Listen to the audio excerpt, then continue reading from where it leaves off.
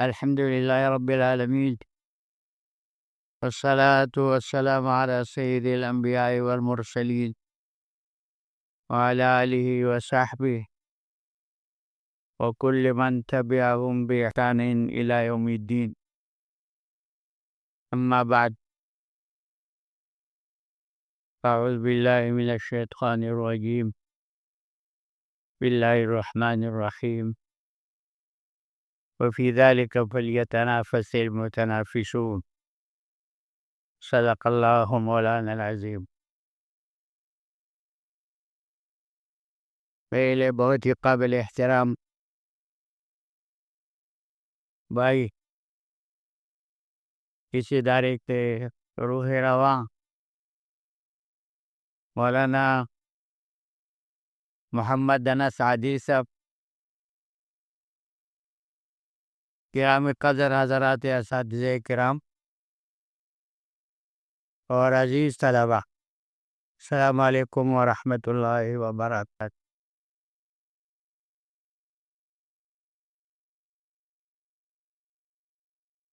میرے لیے بڑی سعادت اور خوش بختی کی بات ہے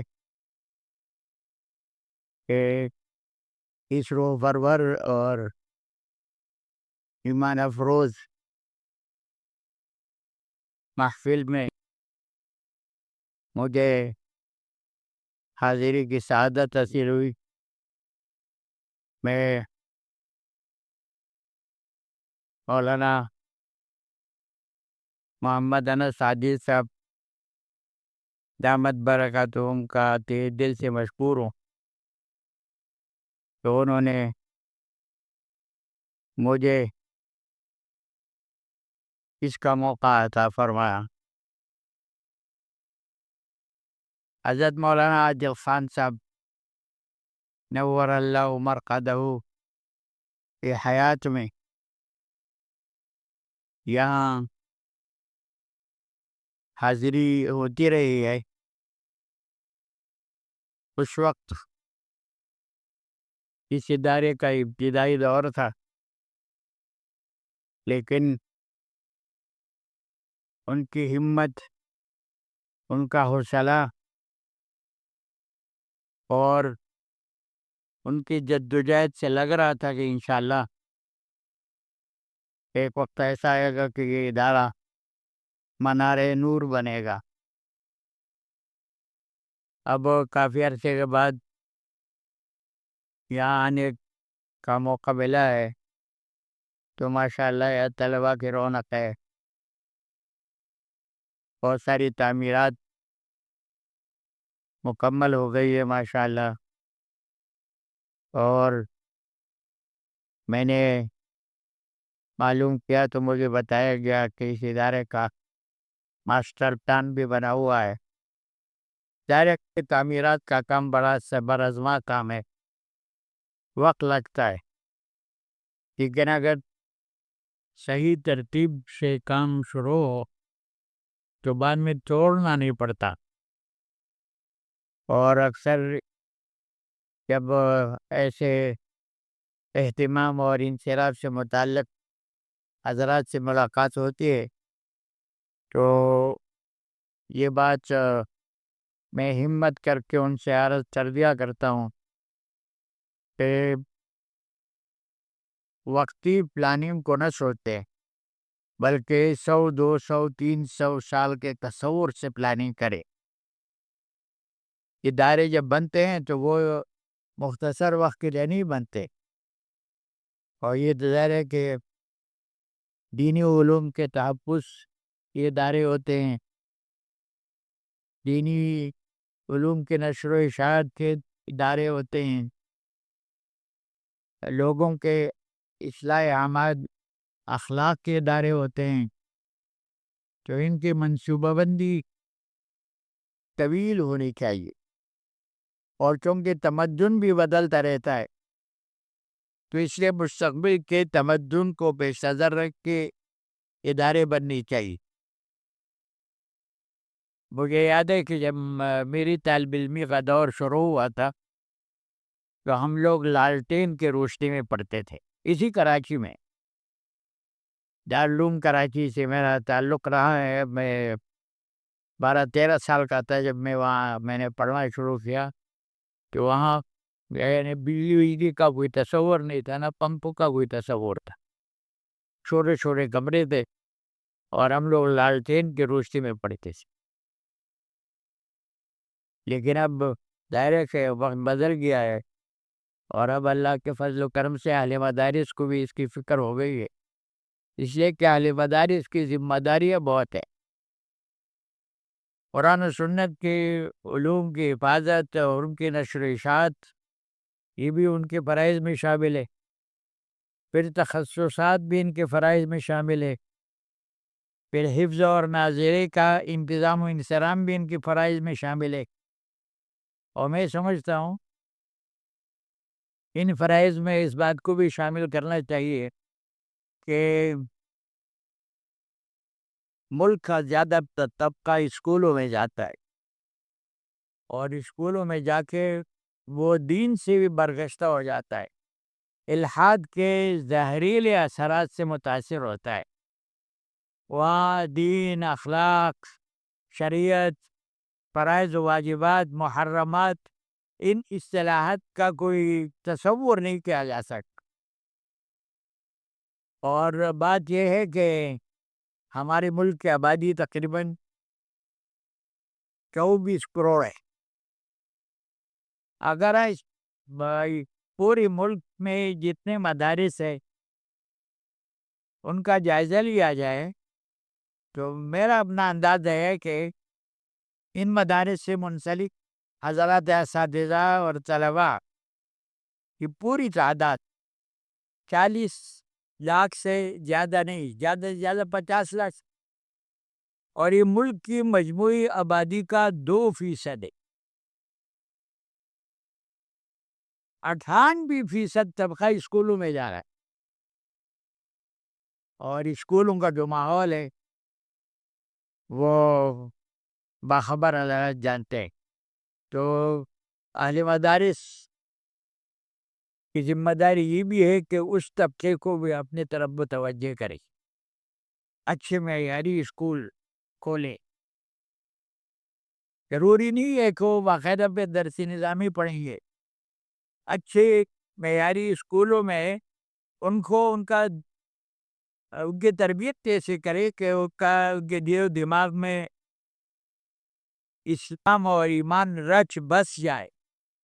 اس کے بعد اگر وہ کالج میں جائیں یا یونیورسٹی میں جائیں، پروفیشنل تعلیم میں جائیں، تو انشاءاللہ وہ معاندین اسلام نہیں بنیں گے، دین کا کلمہ ہر جگہ پھیلیں گے.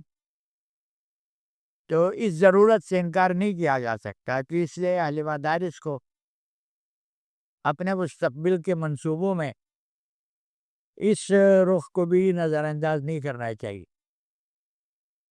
میں مولانا محمد انس عادل صاحب، ان کے رفقائے کار اور گرامی قدر اساتذہ کرام کو اس بات پر اپنے دل کی گہرائی سے مبارکباد پیش کرتا ہوں کہ یہ جو آج کی نشست تھی حفظ احادیث کی، یہ مجھے کم سے کم میرے علم میں نہیں ہے کہ پاکستان میں کسی اور جگہ یہ سرگرمی اور یہ سلسلہ کہیں چل رہا ہو.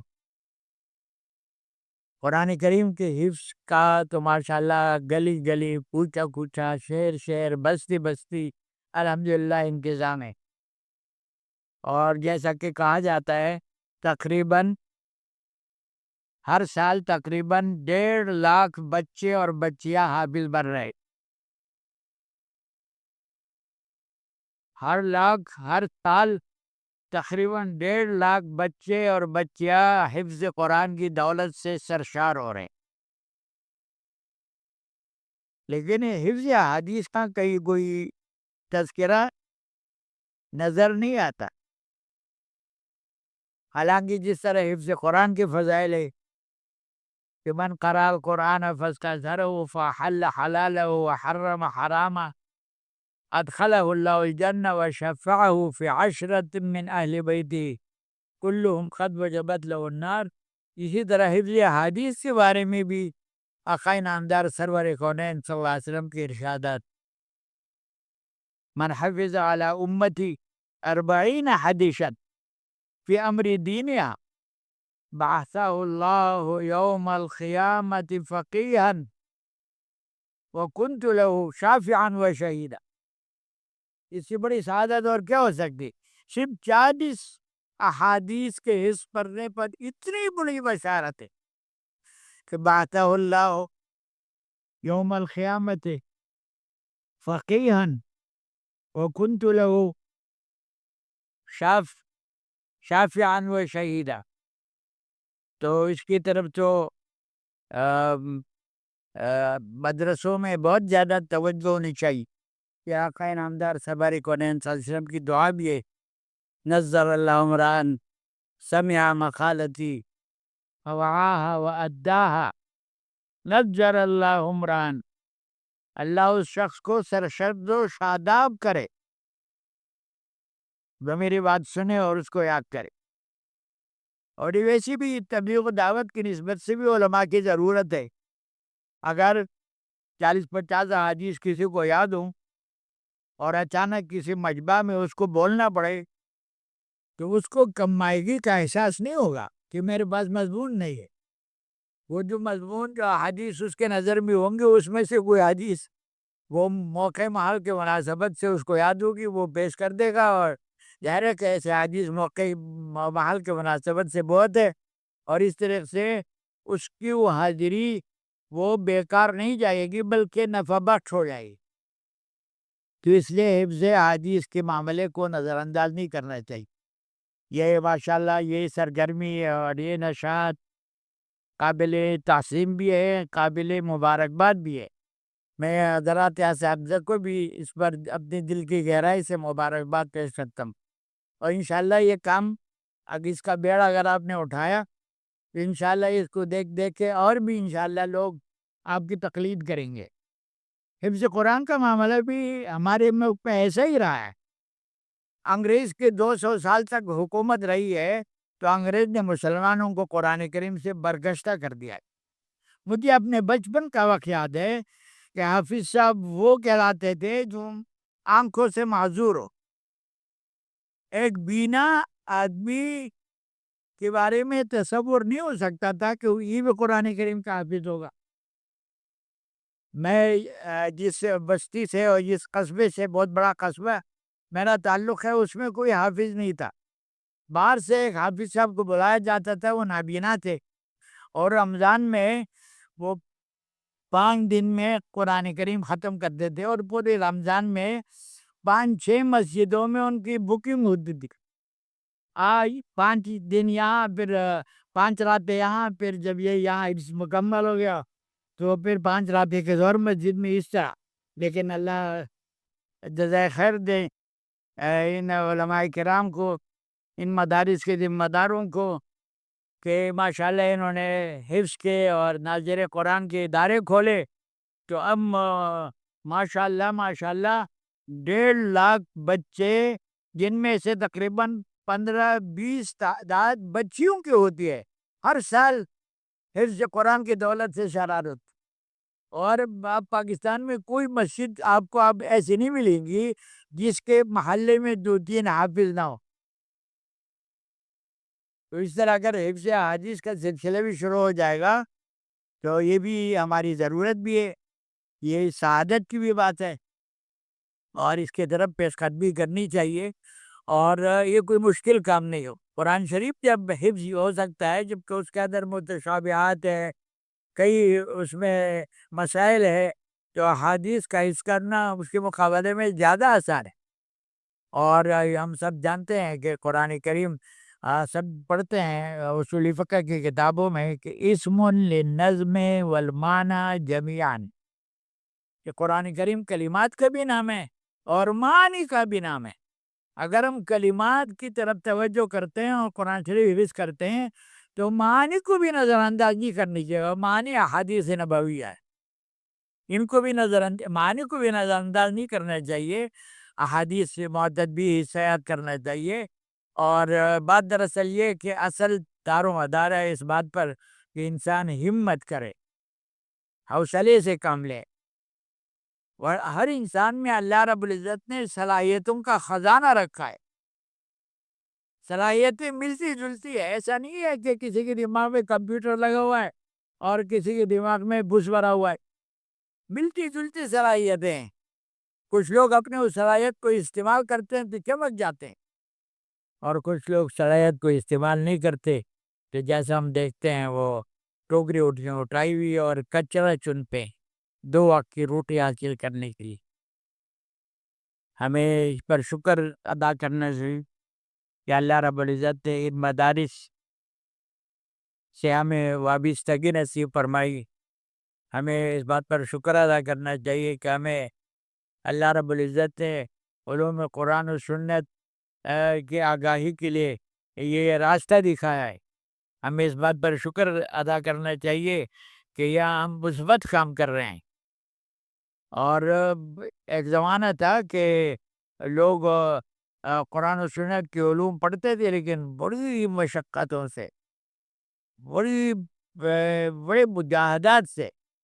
میں نے اپنے اساتذہ سے سنا ہے کہ دہلی میں انگریز کے زمانے سے بھی پہلے، جبکہ مسلمانوں کی حکومت تھی، وہاں مدارس تھے لیکن مدارس میں سہولتیں نہیں تھی. چنانچہ جو پڑھنے والے طلبہ ہوتے تھے، رات کو اگر وہ مطالعہ کرنا چاہتے تھے تو ان کے پاس روشنی کا انتظام نہیں ہوتا تھا. تو میں نے اپنے استاد سے واقعہ سنا. تو بعض طلبہ ایسے ہوتے تھے کہ جو بازار میں جا کے حلوائی فروشوں کے دکان کے سامنے کتاب لے کے کھڑے ہو جاتے تھے. حلوائی فروشوں کی دکانیں دیر تک کھلے رہتی اور وہاں روشنی کا بھی اچھا انتظام ہوتا تھا. تو وہ کتاب لے کے کھڑے ہو جاتے تھے اور مطالعے میں مستغرق ہوتے تھے. دیر تک مطالعہ کرتے تھے کھڑے کھڑے روشنی کے سامنے. اب یہاں تو ماشاءاللہ یعنی رہائش کا کتنا اچھا انتظام ہے، روشنی کا کتنا اچھا انتظام ہے.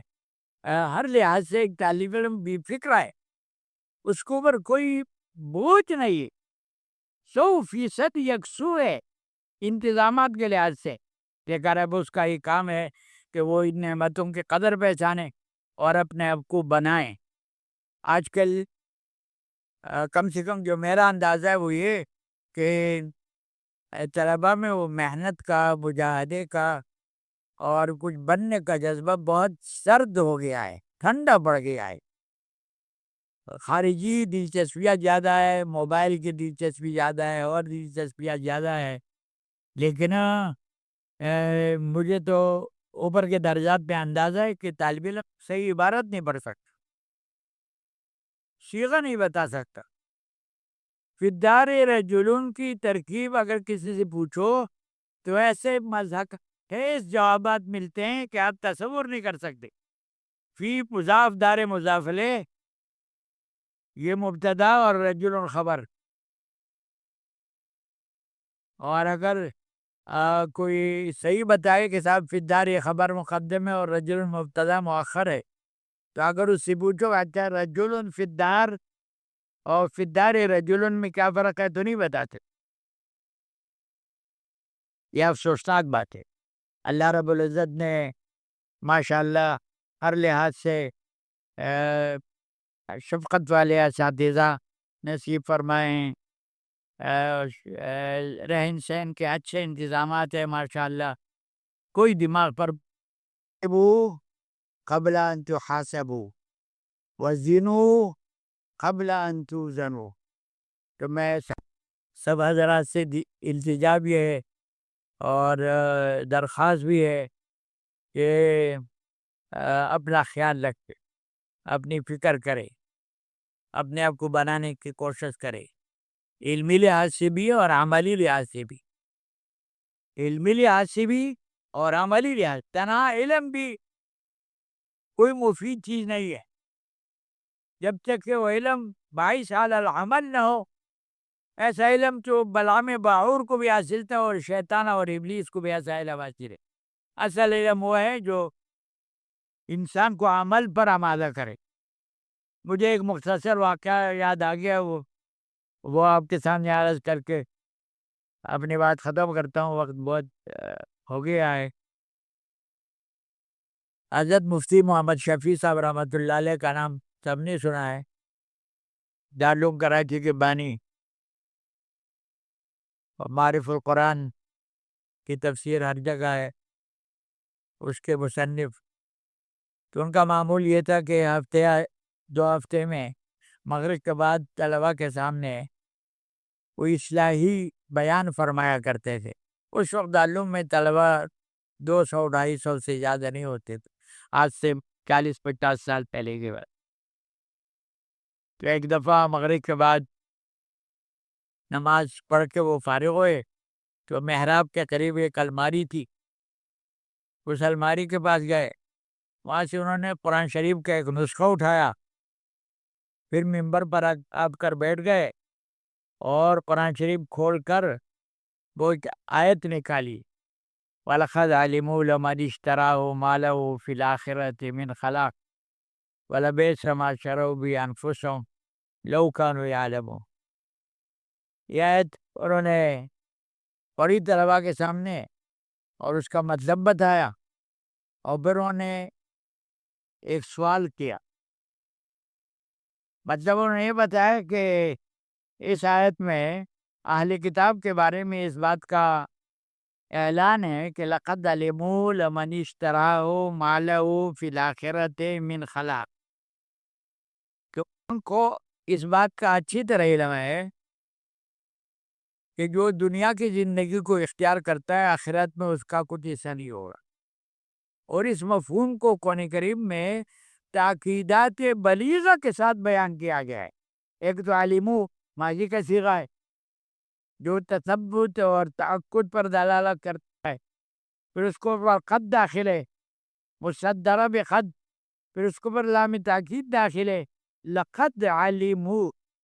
آپ کسی اور زبان میں اس بلیغ جملے کا ترجمہ بھی نہیں کر سکتے جو قرآن کریم کی اس آیت کا حصہ ہے۔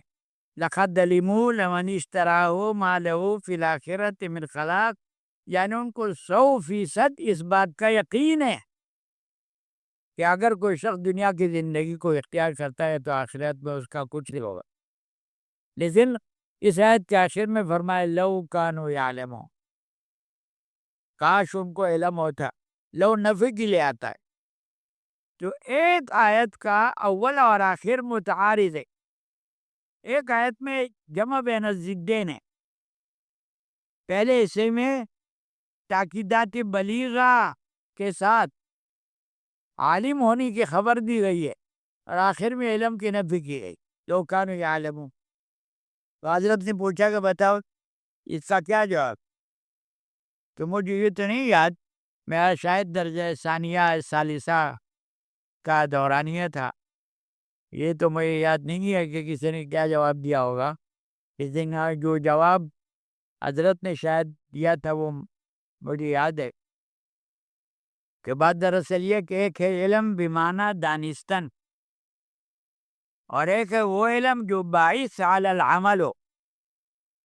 لقد علموا میں جو ان کی طرف علم کی نسبت کی گئی ہے بمعنی دانستن ہے، جو برہم باعور کب کو بھی دیا گیا تھا، او کالذی آتیناہ آیاتنا فانسلخ منہا فاتبعہ الشیطان وکان من الغاوین۔ اور آخر میں یہ جو علم جس کی نسبت ہے وہ علم بمعنی دانستن ہے، اور چونکہ علم بمعنی دانستن اللہ کے یہاں کوئی وقت نہیں رکھتا، کوئی وزن نہیں رکھتا، اس لیے وہ اللہ کے نظر میں وہ جہالت ہے، وہ بے علمی ہے، اس لیے لو کانوا یعلمون میں اس علم کی نفی کی گئی۔ تو ہم جو ان مدارس میں پڑھتے ہیں ہمیں اس نیت سے پڑھنا چاہیے کہ ہم پکے اور سچے مسلمان بن جائیں۔ میں نے اپنے اساتذہ سے یہ بھی سنا ہے کہ علم دین کا مقصد کیا ہے؟ پکا مسلمان بننا اور دوسروں کو مسلمان بنانے کا ہنر سیکھنا۔ تو ہمیں شکر ادا کرنا چاہیے اس بات پر کہ اللہ نے ہمیں اسلام کی دولت سے نوازا ہے۔ اب یہ دولت بھی اللہ نے چھپر پھاڑ کے ہمیں دی ہے، ہمیں مسلمان ماں باپ کی گود بھی لی تو ہمیں کلمہ نصیب ہوا، اگر ہم کسی ہندو یا کسی سکھ یا کسی عیسائی گھرانے میں پیدا ہوتے تو ظاہر ہے کہ ماحول کا اثر ہوتا ہے. فَأَبَوَاهُ يُهَوِّدَانِهِ وَيُمَجِّسَانِهِ وَيُنَصِّرَانِهِ. اللہ نے ہمیں اس آزمائش میں نہیں ڈالا. ہمیں مسلمان ماں باپ کی گود ملی، ان سے ہمیں کلمہ نصیب ہوا. اگر ہمارا روح زبانی شکر بن جائے تو ہم اس کا شکر ادا نہیں کر سکتے. اور پھر اللہ رب العزت کے انعام ہے وہ اس نے دین سیکھنے کے لیے ہمیں ان مدارس سے وابستہ کیا کہ ہم کچھ اسلام کو سمجھے، اس کا علم حاصل کرے اور اس کو اپنے اوپر منطبق کرے اور پھر اس اسلام کے داعی بن کے دوسروں کے لیے بھی رہبر اور رہنما بن جائے. ہمیں اپنا یہ ہدف یاد رکھنا چاہیے، اس غرض کو ہر وقت پیش نظر رکھنا چاہیے. اگر یہ غرض ہم پیش نظر رکھیں گے تو ہمارے اندر اپنے اوقات کو پہچاننے کے قدر بھی پیدا ہو. اس موقع پہ مجھے اپنے شفیق استاد یاد آ رہے ہیں، حضرت مولانا سلیم اللہ خان نور اللہ مرقدہ. میں نے ان سے پڑھا ہے. وہ ایک وقت میں وہ دارالعلوم میں تھے، شیخ الاسلام صاحب نے بھی ان سے پڑھا ہے. میں جب دارالعلوم میں آیا تھا تو میں تو اولاد میں داخل ہوا تھا، اور یہ شیخ الاسلام صاحب اور ان کے بھائی مفتی صاحب رحمۃ اللہ علیہ یہ دورے میں تھے. پھر ہمیں موقع ملا اور ہم نے حضرت مولانا سلیم اللہ خان صاحب نور اللہ مرقدہ سے بھی ہمیں پڑھنے کا کہ اللہ نے شہادت نصیب فرمائے. ہدایت سالس کے کچھ اسباق ہم نے پڑھے تھے. یہ سن 65 کا زمانہ تھا جب جنگ شروع ہو گئی تھی. وہ انڈیا چلے گئے تھے اپنے آبائی علاقے میں، وہاں شاید ان کو رکنا پڑا تھا، تو ہمارے اس سبق کا تسلسل ٹوٹ گیا تھا. لیکن بہرحال ہمیں شہادت حاصل ہوئی کہ کچھ اسباق ہم نے ان سے پڑھے. اس ادارے کے اس بانی کا ایک وصف مجھے یاد ہے کہ وہ بڑے جفاکش، بڑے قربانی والے، بڑے مجاہدے والے. عام طور پر لوگوں کو آرام طلبی اور راحت پسندی کا خیال زیادہ آتا ہے، وہ دور تھے ان سب چیزوں سے. مجھے وہ وقت یاد ہے کہ وہ کراچی میں خدا داد کالونی کے ایک مسجد میں سے اس کا کوئی تعلق تھا تھوڑا بہت، تو وہ بسوں میں لٹک کے ڈنڈا پکڑ کے جاتے تھے اور بڑی مشکل سے، اور کئی بسوں کو تبدیل کرنی پڑتی تھی. نہ کوئی گاڑی، نہ کوئی آرام دہ سواری، کچھ نہیں. اور دارالعلومی بھی اپنی ذمہ داری پوری کرتے تھے اور وہاں بھی پوری کرتے. پھر مجھے وہ وقت یاد ہے کہ جب انہوں نے جامع رشیدیہ قائم کیا، پھر جامع فاروقیہ قائم کیا، تنہا تھے. ظاہر ہے کہ طلباء کی خدمت کرنا، اساتذہ کی ذمہ داری، یہ تنہا ان کے سر پہ تھی. اس کے لیے انہوں نے کتنے قربانیاں دی. مجھے اندازہ ہے کہ بعض علاقوں میں طلباء کے مطبخ کی ضروریات پوری کرنے کے لیے مجھے یاد ہے کہ بعض علاقوں میں انہوں نے گھروں میں ٹین کے ڈبے رکھوا رکھے تھے، ٹین کے ڈبے. اور وہ جو گھر کے خاتون ہوتی تھی اس کو ہدایت تھی کہ جب آٹا گوندے تو ایک مٹھی آٹا اس ڈبے میں ڈالے. اس طرح وہ ہفتے میں جتنا آٹا جمع ہو جاتا تھا وہ جمع ہو کے فاروقیہ جاتا تھا، اور وہاں مطبخ میں سے بات. آسان کام نہیں ہے. یہ ان کی قربانیاں ہیں ماشاءاللہ کہ جامع فاروقیہ کو اللہ نے چمکایا. اور کتنے خوش نصیب جامع فاروقیہ سے استفادہ کر کے ملک میں اور بیرون ملک دین کی خدمات انجام دے رہے ہیں. وہ علم و فضل کے تو پہاڑ تھے، لیکن وہ آرام طلب نہیں تھے، محنت کش تھے. قربانی والے آدمی. اب ایسی مثالیں نظر نہیں آتی. ہمیں بزرگوں کی ان حالات کو فراموش نہیں کرنا چاہیے، ان سے سبق لینا چاہیے. میں پھر مبارکباد پیش کرتا ہوں گرامی قدر حضرات اساتذہ کو بھی، اور جناب مولانا محمد انس عادل صاحب دامت برکاتہم کو بھی، کہ وہ ماشاءاللہ اس ادارے کے جو روح رواں ہے اور اس ادارے کی ترقی کے لیے ہمتن سرگرم ہے. اور یہ جو سلسلہ ہے یہ بہت قابل تحسین سلسلہ ہے کہ طلبا سندھ حدیث پڑھنے پر اکتفا نہ کرے بلکہ احادیث یاد بھی کرے، تاکہ ان کو خود عمل کی بھی توفیق ہو اور موقع ملے تو دوسروں کو بھی اس کے مضمون سے آگاہی فراہم کر سکے. اللہ ہم سب کو ان بزرگوں کے نقش قدم پر چلائے. وآخر دعوانا الحمدللہ رب العالمین.